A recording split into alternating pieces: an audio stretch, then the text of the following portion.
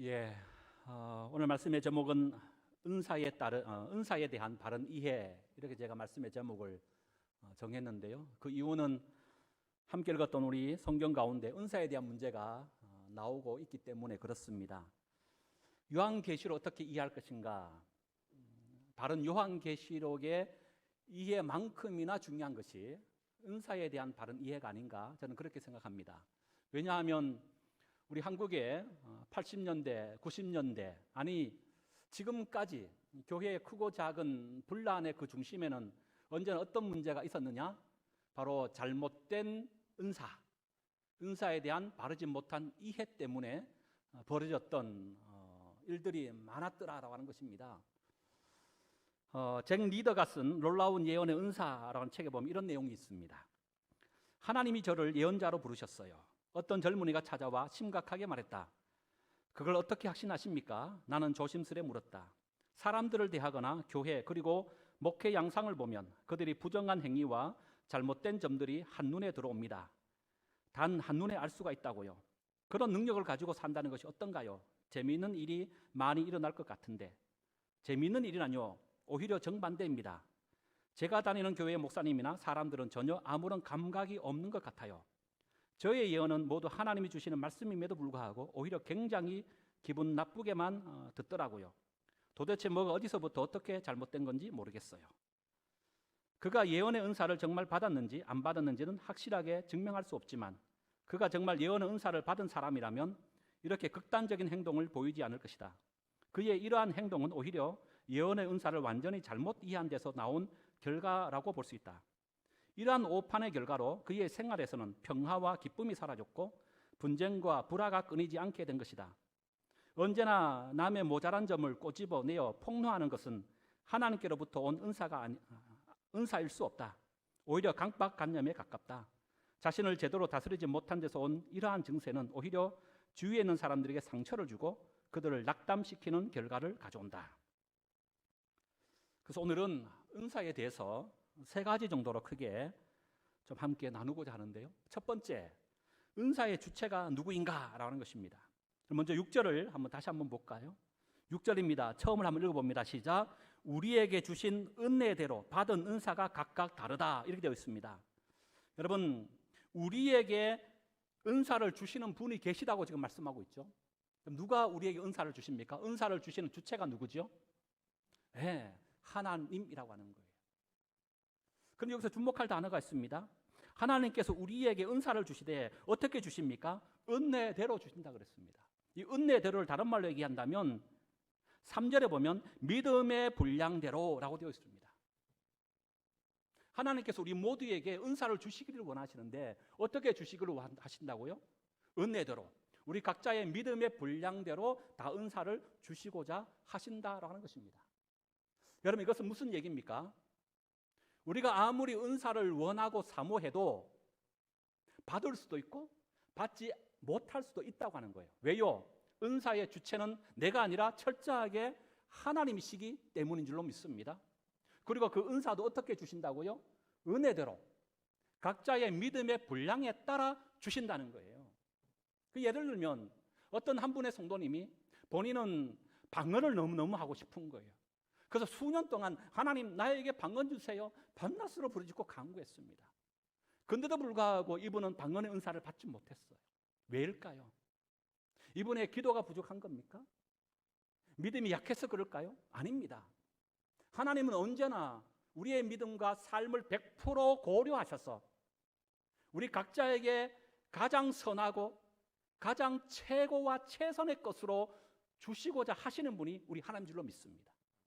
그렇다면 이분이 그렇게 방언의 은사를 사모했는데도 불구하고 이 은사를 받지 못했다는 것은 하나님 보실 때는 이분의 방언의 은사보다가는 다른 어떠한 은사가 이분에게 더 최고요 최선이기 때문에 다른 은사를 저는 주셨다고 생각합니다. 여러분, 그런 의미에서 한번 따라해 볼까요? 성령은 결코 내 마음대로 부릴 수 있는 영이 아니다. 성령은 결코 내 마음대로 부릴 수 있는 영이 아니다. 무슨 얘기예요? 여러분, 내가 성령님을 오라 가라 내 마음대로 좌지우지할 수 있는 분이 결코 아니라고 하는 거예요. 그래서 여러분, 우리가 아무리 은사를 바라보고 소망하여 간구한다 할지라도 여러분, 그 은사를 주실 때 받았다면 감사요, 받지 못했다 할지라도 하나님께서 내가 구하고 바라봤던 은사보다 더 큰 은사를 주실 줄 믿고 또한 감사하는 것 또한 우리가 하나님 앞에 갖춰야 할 성도의 바른 자세라고 하는 거예요. 그런데 내가 원하고 바라보지 못했던 은사가 받지 못했다고 어린아이처럼 떼쓰는 것은 우리의 자세가 아니라고 하는 것이죠. 저는 이것은 비단 은사의 문제만이 아니라고 생각합니다. 기도도 마찬가지라고 저는 그렇게 생각합니다. 여러분, 로마서의 저자인 바울 보세요.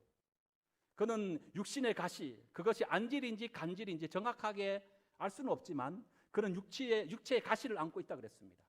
이 육체의 가시를 해결하기 위해서 하나님 앞에 3번이나 그는 간절히 부르짖었습니다. 그때 하나님의 기도의 응답이 뭐죠?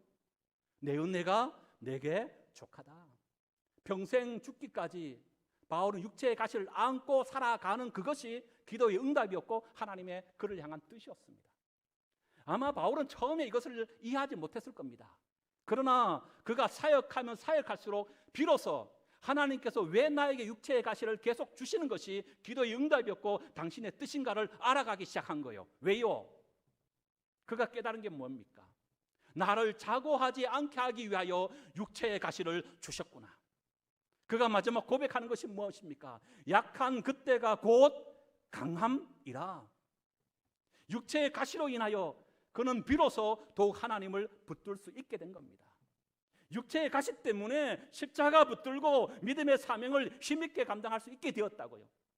자신 속에 있던 육체의 가시 때문에 세상 가운데 방탕하여 세속화되지 아니하고 날마다 자신을 쳐 겸손한 마음으로 주님의 영광 위하여 매진할 수 있게 되어졌다라고 그가 고백하고 있는 겁니다. 여러분, 하나님은 결코 우리의 기대를 벗어나지 않으신 분 같아요. 하나님은 언제나 우리가 보실 때에 아니 우리 이상의 생각을 가지시고 우리에게 가장 선하고 가장 최고요 가장 최선의 것으로 우리에게 공급하여 주시는 분이신 줄 믿습니다. 혹시 여러분 가운데 은사를 사모하고 계신 분 계십니까? 그런데 지금까지 그 은사를 아직 받지 못했습니까? 여러분 가운데 지금까지 기도하는 수년 동안 기도하는 제목이 있습니까? 아직까지 응답받지 못했습니까? 여러분, 하나님은 우리보다 나보다 나를 더 잘 알고 계신 분이십니다. 실망하지 마십시다. 그렇다고 떼쓰지 마십시다. 받지 못해도 감사. 왜요? 하나님은 내가 구하지 아니한 아니 그것보다 더 최고요 최선의 것을 예비하시고 공급하여 주시는 분이시기 때문인 줄로 믿습니다. 두 번째, 한번 따라 할까요? 구원 그 자체가 은사다. 구원 그 자체가 은사라고 하는 거예요. 여러분, 오늘 본문 속에 보면 은사가 나옵니다. 몇 가지 은사가 나올까요? 한번 확인해 볼까요? 6절 중반 하반절에 보면 먼저 예언이 나옵니다. 예언 은사가 나오고 7절에 보면 또 어떤 은사가 나오죠? 섬기는 일 나옵니다. 우와, 혹시 아셨나요? 은사 가운데 섬기는 것도 은사라고 하는 거예요. 여러분 가운데 잘 섬기시는 분이 계시죠? 그렇다면 그 사람은 이 섬김의 은사를 받은 거예요? 별로 아멘 안 하시네. 저는 우리 소망의 모든 성도님들이 이런 섬김의 은사를 다 받으셨으면 좋겠어요. 교회는 섬김의 은사를 받은 분들이 많으셔야 돼요. 섬김의 은사가 있다고 그랬습니다. 또 어떤 은사가 있습니까? 가르치는 자가 있다는 거예요. 위로하는 자. 여러분, 위로도 은사가 있어야 돼요. 그리고 어떤 은사가 있습니까? 구제하는 은사, 다스리는 은사, 긍휼을 베푸는 은사가 있다는 거예요. 그러니까 지금 바울은 로마서 12장을 통해서 모두 7가지의 은사를 소개합니다. 특별히 은사장 그러면 고린도전서 12장을 얘기하거든요. 거기에 보면 우리가 알고 있는 은사가 많이 기록되어 있습니다. 병 고치는 은사를 시작으로 능력, 행함, 예언, 영분별, 방언, 방언 통역하는 이런 등등의 은사들. 성경에 보면 무려 29가지의 은사가 소개되고 있다 이렇게 얘기합니다. 여러분, 이런 성경에 기록되어 있는 29가지의 은사 외에 구원 또한 은사라는 것을 여러분 알고 계시나요? 정말 그런가 한번 보십시다. 로마서 1장을 찾아보세요. 우리가 지금 로마서를 보고 있는데요. 로마서 1장 11절.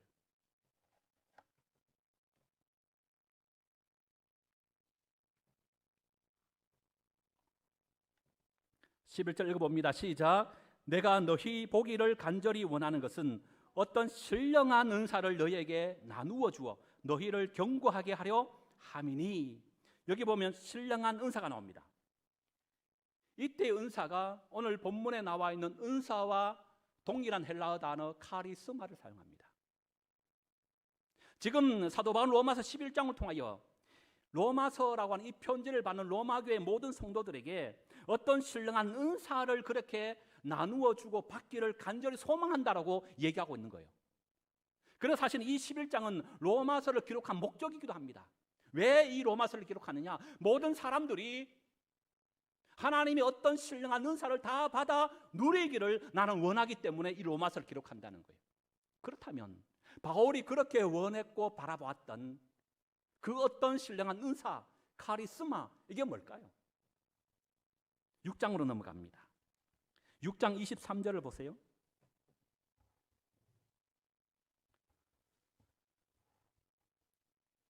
6장 23절 읽어봅니다. 시작. 죄의 삭슨 사망이요 하나님의 은사는 그래서 예수 우리 주 안에 있는 뭐다? 영생. 여기 은사 동일한 카리스마입니다. 여러분 은사가 뭐라고요? 그래서 예수 우리 주 안에 있는 뭐다? 영생, 구원이 은사인 줄로 믿습니다. 여러분 그런데 우리는 은사 그러면 어떤 것을 가장 먼저 떠올리죠? 방언, 막 병 고치는 거, 막 예언하는 것, 능력 행하는 이런 신비스럽고 초월적인 것을 은사로 가장 먼저 생각할 때가 많더라고요. 그건 오늘 본문에 바울은 로마서를 통해서 은사의 훨씬 더 본질적이고 근본적인 것을 지금 소개하고 있습니다. 그게 뭐라고요? 예수 믿음으로 얻게 되는 구원. 이것이야말로 신령한 은사요 하나님의 온전한 은사인 줄로 믿습니다. 그래서 여러분 성령의 은사 받음에 확실한 증거가 있습니다. 고린도서 12장 6절 3절 이렇게 기록합니다. 그러므로 내가 너희에게 말하노니 하나님의 영으로 말하는 자는 누구든지 예수를 저주할 자라 하지 아니하고 또 성령으로 아니하고는 누구든지 예수를 주시라 할 수 없느니라. 누가 예수를 주시라 할 수 있다고요? 성령으로 아니하고서는 곧 성령의 신령한 은사를 받은 자, 하나님의 은사를 받은 자가 할 수 있는 고백이 뭐라고요? 예수를 주시라 고백하는 구원에 이를 수 있는 그 자를 말씀하고 있는 겁니다. 그런 의미에서 제가 여러분들에게 질문합니다. 여러분은 이런 신령한 은사를 받았습니까? 안 받았습니까? 목사님, 저는 아직 방언할 줄 모르는데요. 아니요. 여러분들이 분명하게 예수를 그리스도로 고백하는 믿음이 있다면 그 믿음으로 나여 하나님 앞에 의롭다 칭함받아 구원에 이르렀다면 여러분 이미 성령의 은사를 받은 줄로 믿습니다. 왜요? 구원이 성령의 은사이기 때문에 그렇습니다. 여러분 이 믿음의 고백에 대한 분명한 확신이 그 어떠한 것보다 더 확실한 고백이 어디 있겠습니까? 증거가 어디 있겠냐는 거예요. 그 외에 성경에 보면 뭐 방언의 은사, 가르침의 은사, 병 고침의 은사 이런 은사가 있습니다. 여러분 이런 은사는 하나님 왜 주시는 겁니까? 고린도전서 14장의 말씀처럼 교회의 덕을 세우고 하나님의 교회를 더 아름답게 세워가고 교회를 섬기게 하기 위하여 각자의 믿음의 분량 따라 주신 것이 바로 그런 은사들이라고 하는 거예요. 그러나 바울은 로마서를 통하여 이런 은사보다 더 본질적이고 더 기본적인 은사가 있다는 거예요. 모든 성도들이 반드시 누려야 할 은사, 그게 뭐라고요? 신령한 은사, 구원이라고 지금 말하고 있는 겁니다. 마태복음 7장 22절 이렇게 말씀하죠. 그날에 많은 사람이 나더러 이르되 주여 우리가 주의 이름으로 선지자 노릇하며 주의 이름으로 귀신을 쫓아내며 주의 이름으로 많은 권능을 행하지 아니하였나이까? 그때에 내가 그들에게 말하여 이르되 내가 너희를 도무지 알지 못하니 불법을 행하는 자들아 내게서 떠나가라. 얼마나 두려운 말씀입니까? 권능을 행했습니다. 선지자 노릇하였습니다. 심지어 귀신까지 쫓아냈다고요. 그런데 도리어 예수님 하신 말씀은 뭐라고요?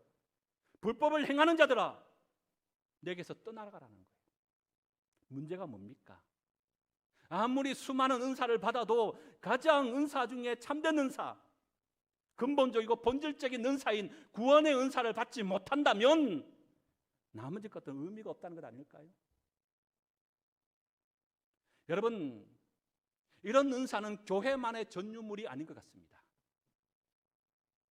교회 밖에 지금 타 종교 속에서도 여러분 이런 능력이 나타납니다. 병고침이 있습니다. 그들 또한 방언을 얘기합니다. 왜요? 악한 영이 있기 때문에 그래요. 그러나 그들에게 없는 게 있습니다. 무엇이 없습니까? 구원이라고 하는 것이 없습니다. 가장 중요한 은사가 뭐라고요? 신령한 은사, 구원입니다. 여러분, 오늘 이 자리에 참여한 저를 비롯한 우리 모든 소망의 성도님들은 이 신령한 은사에서 제외된 자 한 분도 없는 줄로 믿습니다. 여러분 감사하셔야 돼요. 그 나머지 은사는 뭐예요? 교회의 덕을 세우고 교회를 더 열심히 세워가고 섬기게 하기 위하여 주신 은사예요. 각자 그 외에 받은 은사대로 잘 섬기시면 되는 거예요. 그러나 가장 기본적이고 본질적인 은사 놓치시면 안 돼요. 이 은사 꼭 붙들고 사셔야 돼요. 구원의 은사, 신령한 은사를 말씀하고 있습니다. 그리고 세 번째, 은사에 차등이 있느냐라고 하는 거예요. 이 은사가 저 은사보다 좋다? 아니면 못하다? 여러분 이런 은사 간에 서로 차등이 있을까요? 없을까요? 네, 없습니다. 방언의 은사가 하등하고 예언의 은사가 훨씬 더 월등하다? 성경에는 그런 말씀이 없다고 하는 거예요. 은사에 차등이 없다는 것은 무슨 얘기일까요? 은사 받은 자가 자기 자랑하거나 우쭐댈 문제가 결코 아니라고 하는 것이죠. 만약에 은사에 차등이 있다면 가장 높은 수위가 예언의 은사, 두 번째가 병고침 은사, 세 번째가 가르치는 은사, 마지막이 방언의 은사, 이렇게 은사 간에 서열이 있다면 제일 첫 번째 예언의 은사를 받은 자는 우쭐할 수 있겠죠. 상급이 있는 것처럼 은사에도 차등이 있다면 그럴 수 있습니다. 그러나 은사에 차등이 없기 때문에 내가 은사 받았다고 자랑하거나 어깨가 으쓱할 필요가 전혀 없다고 하는 거예요. 그러나 그럼에도 불구하고 오늘 많은 한국교회 성도들이 은사를 차등히 하거나 영적 우월주의, 은사를 마치 훈장처럼 여기는 경우도 없잖아 있다고 하는 거예요. 왜일까요? 그 초월주의 때문에 그렇습니다. 초월주의가 뭡니까? 인간이 도저히 할 수 없는 어떤 불가항력적인 힘, 능력, 그것을 기적과 이적 행함 이런 것으로 말할 수 있을까요? 여러분 보세요. 우리 인간은 본능적으로 세상의 모든 종교들을 이런 초월적인 관점으로 보는 경향이 있지 않은 것 아닙니까? 예를 들면 불교든 유교든 힌두교든 이슬람교든 하물며 저 오지의 원주민이 믿는 토속 종교를 할지라도 그 종교된 근거가 어디에 두느냐? 초월에 두고 있더라고요. 얼마나 기적을 많이 행했느냐? 인간이 할 수 없는 불가항력적인 일들이 얼마나 많이 일어나느냐? 또 일으키느냐에 따라서 사람들이 열광하는 거예요. 종교를 신봉하는 것 아닙니까? 하다못해 우리나라 무당도 어떻습니까? 이런 초월의 힘이 있더라고요. 과거를 맞추기도 하고 미래를 예언하기도 하고 심지어는요 짝두에 올라가서 춤을 추는 일들도 행합니다. 아주 미개한 종족이라 할지라도 거기엔 종교가 있고 그 종교가 종교로서의 힘을 갖는 것은 언제나 이런 초월이 있기 때문에 그런 거다.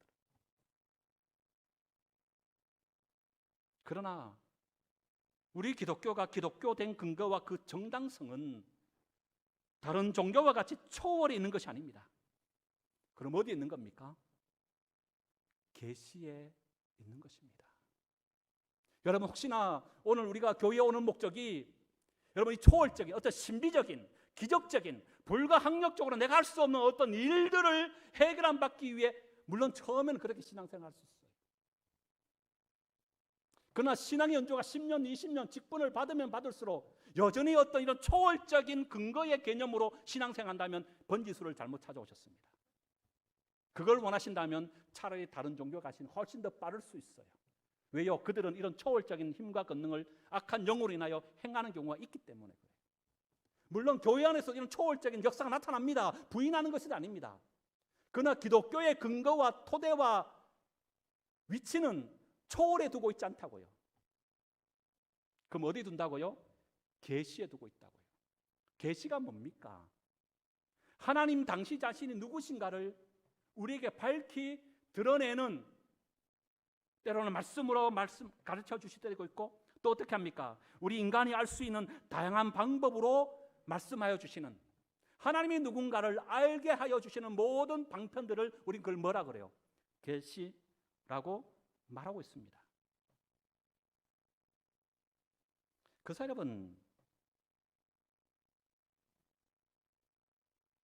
기독교의 근거의 정당성은 다른 종교와 같은 이런 초월이 아니라 하나님이 누구신가 라고 하는 아는 것으로부터 계시는 시작되어야 한다고 하는 거예요. 나는 여호와라, 나는 여호와라. 자비롭고 은혜롭고 노하기를 더디하시며 너희를 애굽 땅 종되었던 곳에서 불러낸 여호와로라. 아브라함과 이삭과 야곱의 하나님이시며 예수 그리스도를 보낸 하나님이시며 우리는 모든 죄에서 구원하신 하나님이시라. 여러분, 계시가 뭐라고요? 하나님 당신 자신이 누구신지 친히 우리 인간에게 밝혀 보여주시고 말씀하여 주시는 그것이 곧 계시라고 하는 거예요. 그래서 바로 이런 기독교의 초월은 바로 계시의 근거를 두고 있는 겁니다. 아무리 기적을 행하고 능력을 경험해도 계시의 주체자이신 하나님을 알지 못한다면 그거는 진정한 계시가 될 수가 없는 거예요. 그래서 은사가 무엇이라고요? 제가 조금 전에 구원이라고 말씀드렸습니다만은 다른 말로 표현하면 우리에게 계시로서 구원을 베풀어 주신 그 하나님을 알고 그의 보내신 예수 그리스도를 아는 것, 이것이 은사요, 이것이 은사의 진정한 목표가 되어야 한다고 하는 겁니다. 그럼 우리가 하나님을 알고 예수 그리스도를 어떻게 알 수 있지요? 오늘 이 시대에 우리는 어떻게 하나님을 알아갈 수 있습니까? 다른 것이 아닙니다. 바로 계시의 100% 완성인 성경인 줄로 믿습니다. 오늘 또 우리는 성경을 통하여 하나님의 누구신지를 아시는 거예요. 그의 보내신 예수 그리스도가 누구신지 아시는 겁니다. 하나님이 기뻐하시고 선하신 온전한 뜻이 무엇인지 아는 유일한 방법이 있다면 성경밖에 없는 겁니다. 그래서 우리는 성경을 읽고 성경을 연구하고 성경을 가르치고 성경을 가르침 받고 성경을 묵상하는 이유가 바로 여기에 있다고 하는 거예요. 그래서 여러분, 은사는 바로 이런 기록된 계시의 말씀인 성경을 더욱 분명하게 알도록 하기 위하여 우리에게 하나님 선물로 주신 것입니다. 그 어떤 성경의 은사를 할지라도 기록된 이 계시의 말씀을 벗어난 새로운 계시는 없습니다. 그런데 만약 어떤 사람이 예언의 은사를 받았는데 성경의 말씀과 전혀 관계없는 말을 한다? 그러면 그 사람은 바른 은사를 받은 것이 아닙니다. 모든 은사는 계시의 말씀인 성경을 통해 증명될 수 있고 증명되어야 하기 때문에 그렇습니다. 성경 말씀 그 자체를 가감하거나 조금이라도 더 한다면 그것은 참된 성령의 은사가 아닙니다. 그런데 우리는 은사를 기록된 성경의 말씀의 그 근거와 토대로 삼지 아니하고 자꾸 어떻게 합니까? 신비적인 것, 어떤 초월적인 것으로서의 은사를 사모할 때가 많다는 거예요. 굉장히 위험한 겁니다. 구약시대에 예언자가 있죠. 그 예언자 할 때 예자가 무슨 예자라고요? 미리 예자나 볼 예가 아닙니다. 맡길 예자를 사용합니다. 하나님께서 그에게 맡겨주신 말씀을 바르고 정확하게 전하는 자, 그가 누구라고요? 참된 예언자라는 거예요.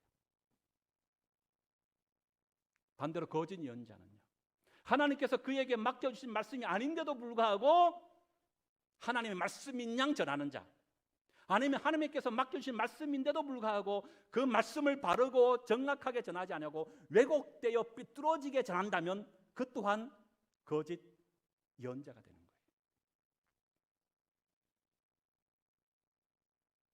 그 사람은 예언은 그 근거를 어디에 둬야 된다고요? 하나님의 말씀에 둬야 된다. 그래서 예언의 은사, 오늘 이 시대 예언의 은사가 뭐라고요? 구약 시대는 기록된 하나님의 말씀이 없었기 때문에 하나님께서 하나님의 택한 선지자를 통하여 직접 말씀하도록 하셨어요. 그럼 오늘 이 시대는요, 기록된 100%의 성경의 계시의 완성이 있잖아요. 그래서 오늘 이 시대의 예언의 은사라고 하는 것은요, 이 기록된 하나님의 계시의 100%의 성경을 바르고 정확하게 이해한 만큼 많은 사람들에게 바르고 또한 정확하게 전하는 것. 저는 이것이 오늘 이 시대의 예언자의 사명이라고 생각합니다. 이것은 구약시대나 신약에 살고 있는 지금 똑같은 겁니다. 예언은 다른 말 하는 게 아니에요. 하나님의 뜻을 전하는 거예요. 하나님의 말씀을 전하는 거예요. 그렇다면 오늘 우리 모두는 예언자가 될 수 있습니까? 없습니까? 있습니다. 목사가 예언자의 전유물이 아닙니다. 여러분들도 예언자입니다. 왜요? 여러분들도 기록한 성경을 읽고 보고 묵상하고 공부할 수 있기 때문에 그런 거예요. 하나님은 저를 비롯하여 우리 모든 여러분들을 만인 제사장으로 삼으신 줄로 믿습니다. 여러분들이 예언자의 사명 감당해야 된다고요. 뭘 통해서? 기록된 성경 말씀을 바르게 이해하고 정확하게 이해하는 것으로부터, 그리고 그걸 삶으로 드러내고 증거하는 참된 예언자, 우리 모두가 되어야 될 줄로 믿습니다. 예즈덤 성경대학 교수이신 이대희 목사님의 감춰진 은사를 발견하라라는 제목의 그분의 강연 가운데 이런 말씀을 하셨습니다. 엄밀한 의미에서 성경에 나타난 동일한 예언의 은사를 가진 사람은 없다고 보아야 합니다. 이것을 지금도 계속 유효하다고 주장하면 아주 위험합니다. 또 다른 하나님의 말씀이 필요하고 성경을 더해야 하는 주장을 가능하게 합니다. 성경 이외에 경전을 가능케 하는 몰몬교와 통일교 등의 이단이 생기는 것이 바로 이런 것의 혼돈에서 비롯된 것입니다. 정경의 완성을 기점으로 이 은사는 종지부를 찍었습니다. 그렇다면 오늘날 예언은 무조건 무시해야 하는가? 어떤 원칙은 없는가? 있습니다. 오늘날의 예언은 반드시 임의적인 예언이 아닌 기록된 성경의 의미를 밝혀내는 기준에서 예언의 은사가 사용될 수 있습니다. 만약 말씀을 벗어난 독자적인 예언은 거짓 예언입니다. 우리는 이 부분에서 보다 분명히 정리해야 합니다. 즉 예언의 은사는 새로운 계시나 성경 이외의 특별한 계시를 말하는 것이 아니고 이미 주어진 성경의 진리보다 분명하게 하고 자세하게 오늘의 삶에 적용하고 말해주는 선포로서의 예언이어야 합니다. 이런 예언은 우리는 무시하지 말고 들어야 합니다. 말씀을 마칩니다. 은사는 계시의 말씀을 더욱 분명케 하고 또 주의 몸된 교회를 덕을 세우고 더 잘 섬길 수 있도록 주시는 것인 줄로 믿습니다. 그리하기에 은사의 본질을 쫓아서 우리는 하나님을 더 분명히 알고 그가 보내신 예수 그리스도를 더욱 알도록 하는 곳에 힘써야 될 줄로 믿습니다. 하나님의 뜻이 무엇이며 오늘 또 우리가 어떻게 살아가고자 원하시는지 하나님이 기록된 계시의 말씀을 통하여 우리는 알아가야 한다고 하는 거예요. 말씀을 벗어난 새로운 은사는 없습니다. 온전하고 완전한 은사는 말씀을 해석하고 정확하게 이해하는 것으로부터 시작되어야 합니다. 모든 은사는 말씀으로 증거되고 증명될 수 있어야 합니다. 그런 의미에서 사랑하는 성도 여러분, 우리 모두 은사를 사모하십시다. 하나님을 더 깊이 알아가게 하기 위하여, 그래서 예수 안에서 더욱 우리가 굳게 설 수 있도록 하나님의 선하시고 기뻐하시고 온전한 뜻이 무엇인지 분별하여 이 세대를 본받지 않을 목적으로 나아가서 주님께서 빛과 위에 세우신 이 강릉 소망교회를 더 열심히 섬길 수 있도록 오늘 우리에게도 성령의 은사가 반드시 필요합니다. 이 은사를 받아 누림을 통하여 그래서 예수에 대한 믿음 가운데 더욱 굳게 서시고 앞서거니 뒤서거니 주의 몸된 교회를 더 열심히 섬겨 하나님의 교회를 더 아름답게 확장하며 세워가는 곳에 기회 쓰임 받는 저와 여러분 모두가 될 수 있기를 주의 이름으로 축복합니다.